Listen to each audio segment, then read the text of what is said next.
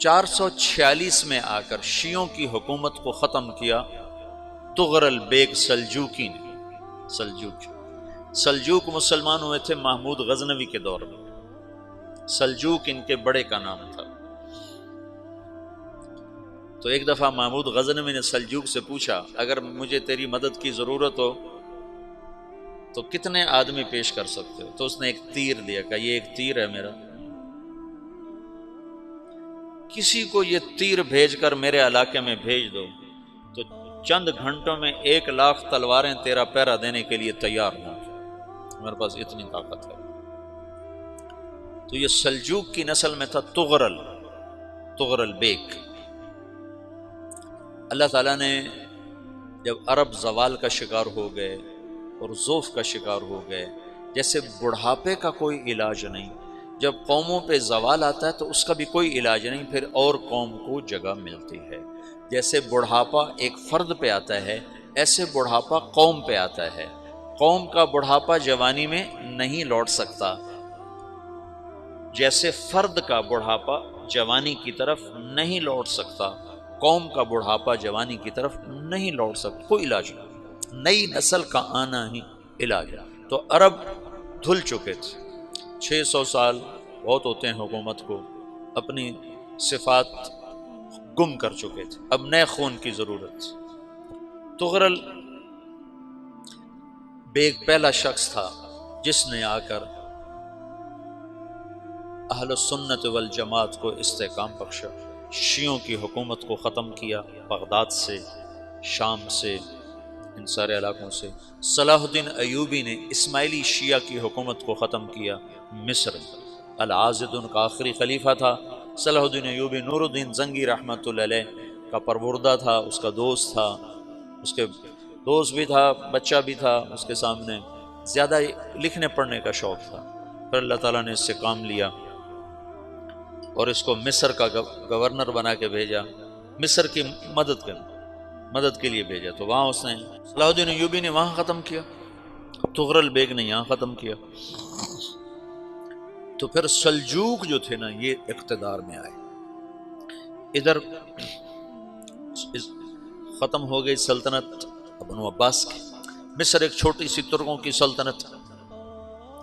تو اللہ تعالیٰ پھر مرکزیت کے لیے ایک نظام چلایا، دو لشکر آپس میں لڑ رہے ہیں ایک میدان میں، ایک جنگلی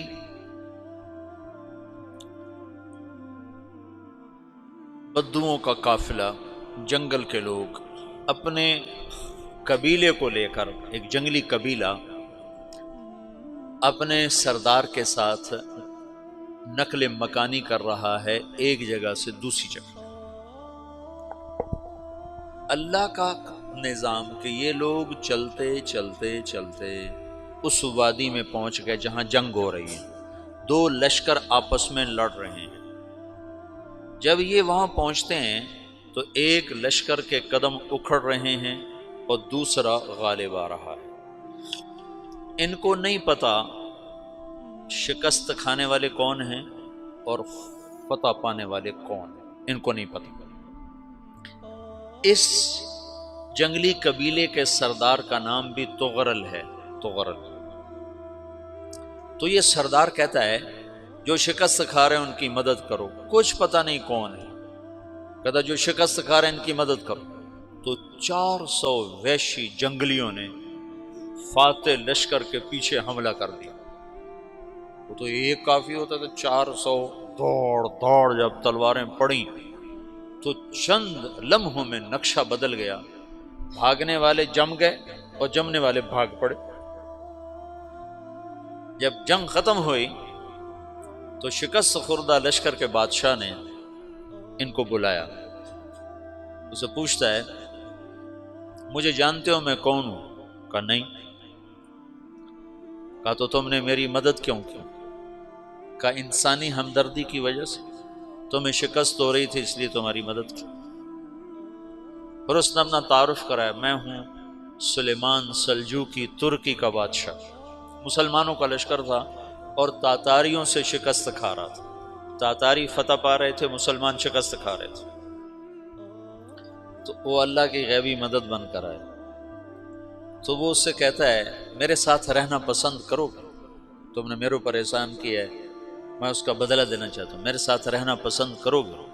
کہنے کا کر لوں گا۔ تو اس کو لے کر ترکی آیا، اور استنبول اس وقت روم کی حکومت میں تھا، اس سے فتح کیا اس تغرل کے آگے چوتھے پانچویں پڑپوتے محمد فاتح نے۔ تو یہ استنبول ہے، یہ ترکی ہے، بیچ میں ایک چھوٹا سمندر ہے، یہاں ایک جاگیر ہے۔ تو سلطان سلیمان کہتا ہے یہ جاگیر تجھے وقف ہے، ادھر سے رومی مجھے تنگ کرتے ہیں حملے کر کر کے، تو میرا دفاع کرتے رہنا، یہ جاگیر تیری۔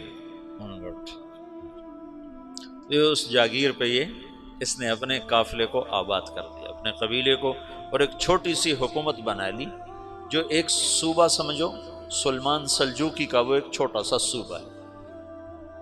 وہاں جب یہ رہ پڑا تو پھر یہ ایک شیخ کے بیت ہوتا ہے، وہاں شیخ طریقت ہے، ان کے یہ بیت ہونے جاتا ہے، وہ اس کو رات اپنے پاس ٹھہراتا ہے، تو ایک کمرے میں ان کو ان کا خادم ٹھہراتا ہے۔ یہ جب کمرے میں جاتا ہے تو سامنے دیوار میں تاکچے پر قرآن پڑا ہوا ہے، تو یہ تغرل بیگ کہتا ہے یہ کیا ہے، یہ کیا ہے؟ تو وہ خادم کہتا ہے یہ کتاب اللہ ہے، قرآن ہے۔ اچھا، وہ اس کو وہاں چھوڑ کے باہر چلا جاتا ہے۔ وہ دیہاتی آدمی، جنگل کا رہنے والا، پہلی دفعہ زندگی میں قرآن دیکھا، وہ کہتا ہے یہ قرآن ہے، اللہ کی کتاب ہے، میں اللہ کی کتاب کے سامنے سو جاؤں، کتنی بے ادبی ہے۔ تو اس نے ایسے قرآن اٹھایا اور سر پہ رکھ لیا اور کھڑا ہو گیا، ساری رات قرآن سر پہ رکھ کے کھڑا رہا۔ رات کے پچھلے پہر اس کو خواب آیا، کھڑے کھڑے اس نے دیکھا کہ اس کی پشت سے ایک چاند نکلا اور شیخ کی بیٹی کے سینے میں جا کے اتر گیا۔ پھر اس لڑکی کے سینے سے ایک درخت نکلا جو پھیلتے پھیلتے پھیلتے 3 بر اعظم پہ چھا گیا، افریقہ پر، یورپ پر، ایشیا پر۔ پھر اس کی آنکھ کھل گئی، وہ کھڑا ہوا ہے، تو اس نے صبح یہ خواب اپنے شیخ کو سنایا، تو انہوں نے اپنی بیٹی اس کے نکاح میں دے دی۔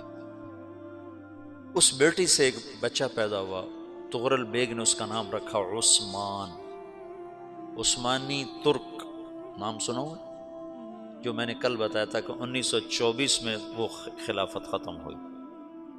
تو ایک بیٹا پیدا ہوا عثمان۔ عثمان نے پھر ایک نئی اسلامی حکومت کی بنیاد رکھی جو 1924 تک چلتی رہی، کوئی 800 سال یہ حکومت چلی۔ تو حکومت کا شیرازہ بکھرا، لیکن پھر جڑ جاتا تھا، پر وہ قرن اول والا جوڑ کبھی نہ پیدا ہوا، ٹکڑے بن گئے۔ ان ٹکڑوں میں اللہ لوگ پیدا کرتا رہا جو دعوت دیتے رہے، دعوت زندہ رہی۔ جو تربیت کا نظام تصوف کے ساتھ تھا، اب وہ تبلیغ کے ساتھ۔